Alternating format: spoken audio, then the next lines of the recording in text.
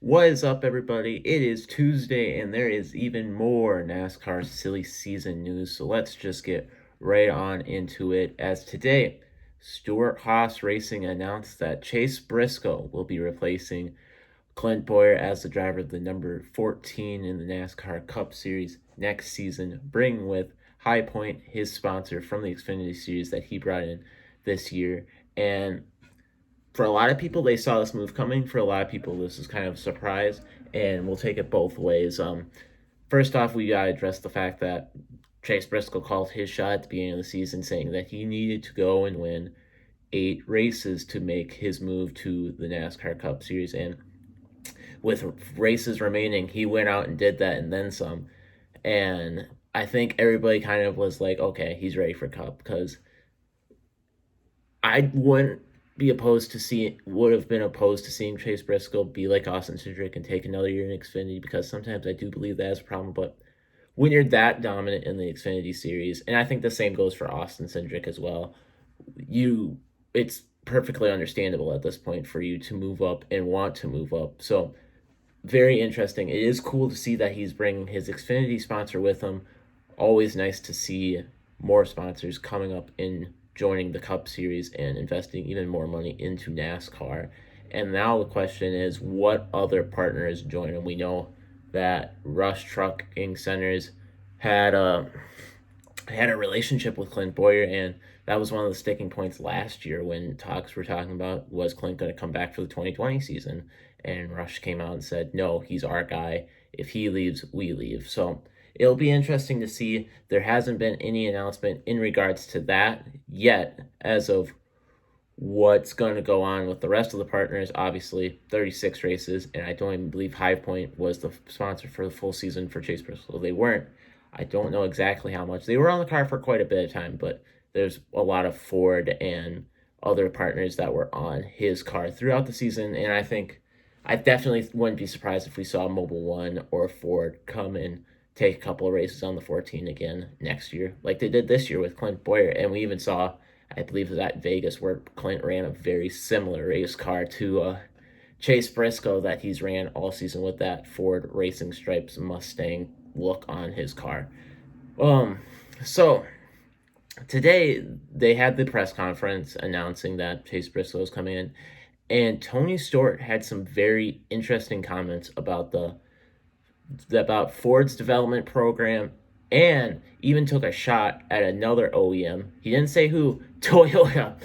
And it kind of continued this long running rivalry that we've seen between Tony Stewart and Toyota. So here's a clip of what he had to say about their development program as it compares to Ford's. Actually, I think Ford's done an awesome job with their driver development program, and there's not a lot of drivers in it, but there's a reason there's not a lot of drivers in it because they put that focus on that small group of race car drivers versus one of the other OEMs out there that is, in my opinion, ruining other drivers' careers on a daily basis by just signing mass numbers of drivers and then at the end of it, they don't have anywhere to go with them, where they don't decide they don't like them, and then those drivers, and most of them are young drivers, lose opportunities that they could have had along the way to go somewhere else. But that's what I'm really proud of Ford about, is that they're very selective. They're very mindful of, realizing when these drivers make that commitment to be a part of that driver development program,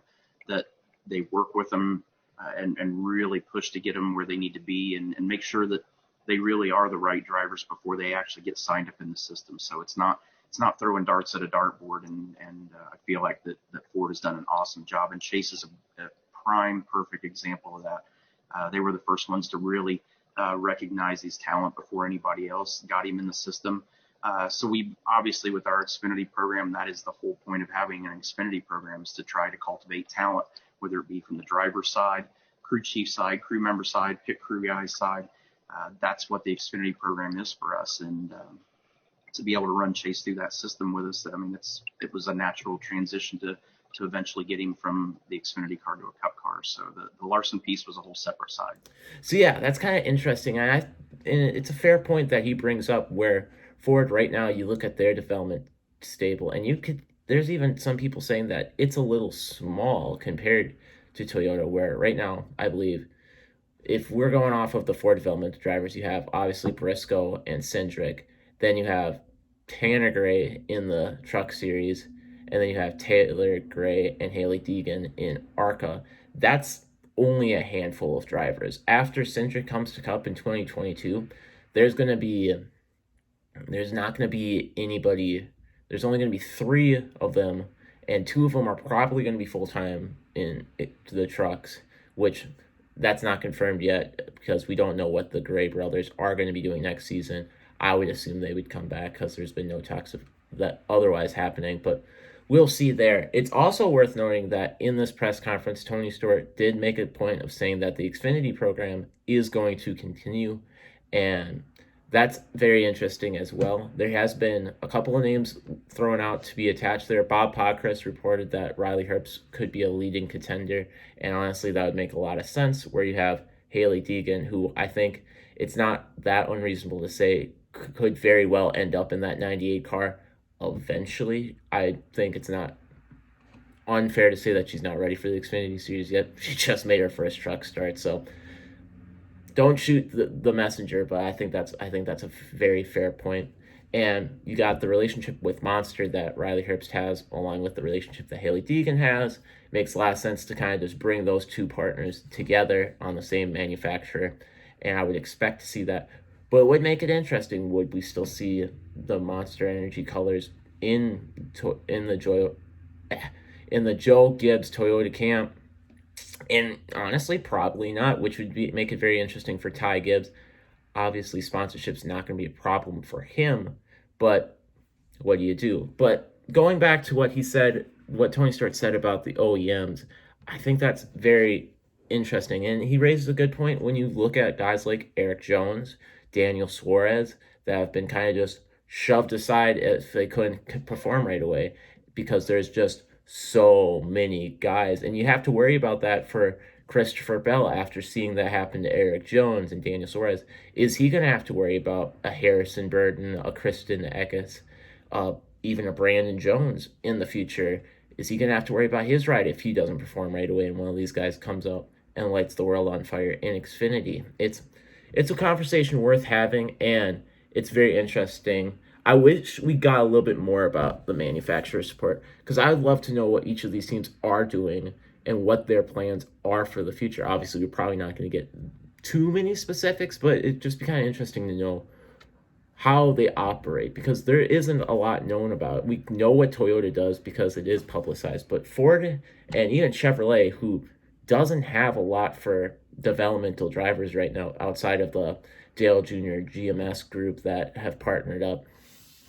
So it's interesting, and I'm intrigued to see if there's any rebuttal from Toyota as it stands to these comments from Tony Stewart, which were kind of right. He kind of just loaded the gun, pulled the trigger right at him. So I would expect to see some sort of retaliation from Toyota. Maybe not, but it'll be interesting. I kind of hope we do because it's fun to see those little bit of rivalries poking the bear at each other. And our last note today tackles Mike Wallace, who made an appearance on Twitter in a video with the star of the Dukes of Hazzard, John Schneider. And no, I'm not making that up. They were both at, I believe, a late model racing event in Louisiana. Mike Wallace was driving for Brandon Hightower. And we haven't heard a lot from Mike Wallace we haven't heard a lot from Mike Wallace in general. And then all of a sudden he got an indefinite suspension from NASCAR, similar to the one that Kyle Larson received. And everybody was kind of like, what happened there? And a few posts circulated saying that a few posts had circulated that people were saying maybe this was why he got suspended, although Jeff Gluck of The Athletic came out and said, no. Or he didn't say that, but he said that NASCAR had said that, no, it wasn't any of those posts, which is interesting.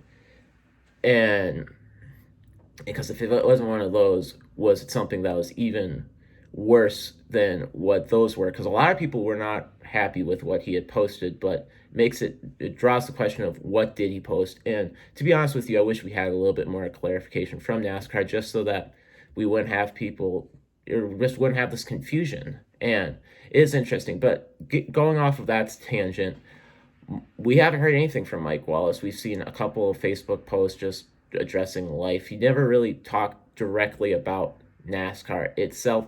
But then this video circulated this weekend, and he wasn't afraid to share his opinions about NASCAR. Let's take a look at the clip. Hey everybody, Mike Wallace. You cannot believe I'm in Chatham, Louisiana, driving Brandon Hightower's super late model night, and who do I run into?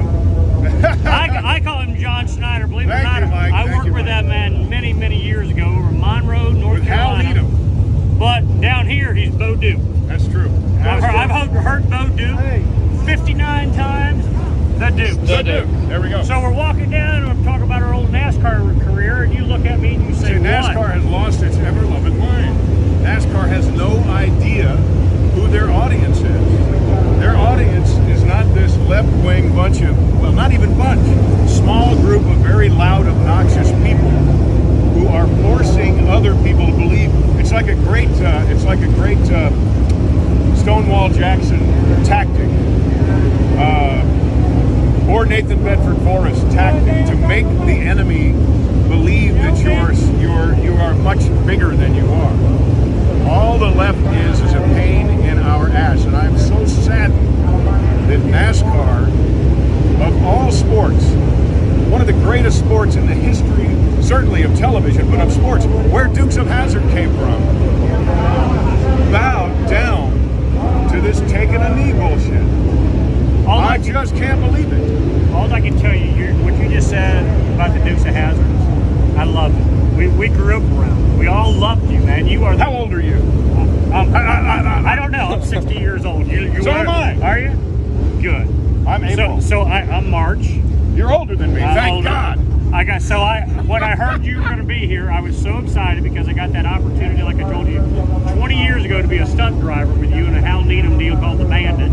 That was great. And I looked at the top of your car, it still got the Confederate flag on it. You bet your Which ass. I love that. You bet. And then when you made your opinion about what we all have our opinion about, I appreciate it. Well, it makes me sad. You know, Yeah, it does. It doesn't make me angry. It just makes me sad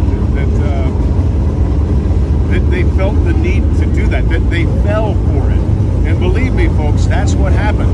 They fell for it. There are not. You could not fill this stadium, I don't believe, with people. So yeah, it definitely didn't really appear that he's really sorry for whatever he did. It seems like he's more got that grudge against NASCAR, which raises the question, does Mike Wallace even really want to come back to NASCAR if it's this big of a disagreement? We know that he appealed NASCAR's decision twice, both times being denied his appeal and the suspension standing. So it'll be interesting. I don't know if we'll get any more to this story. Brandon Hightower deleted his Twitter after posting that video. I believe he's still active on Facebook where that video was also being shared. But it's interesting. I'm just very curious to see if we'll ever even get the full story there and what all went down. But it is interesting. I'd love to hear your thoughts about that. Your thoughts about the big news of the day, Chase Briscoe going to the number 14. Are you surprised that's Briscoe? Were you expecting somebody else like a Kyle Larson after Tony Stewart made the comments about how NASCAR needs to let him back into the sport? How about Tony Stewart's comments on the development program of Ford and the little subtle shot at Toyota? What are your thoughts about that? I'd love to hear it. As always, I hope you have a great day. Be sure to like this video and subscribe. Follow us on Twitter, MitchellB66. Follow the Facebook page, give it a big old like. Mitchell Does Sports. That is our Facebook page. And yeah, we'll be back if there's any more breaking NASCAR news. But until then, we'll see you later. Thanks for watching.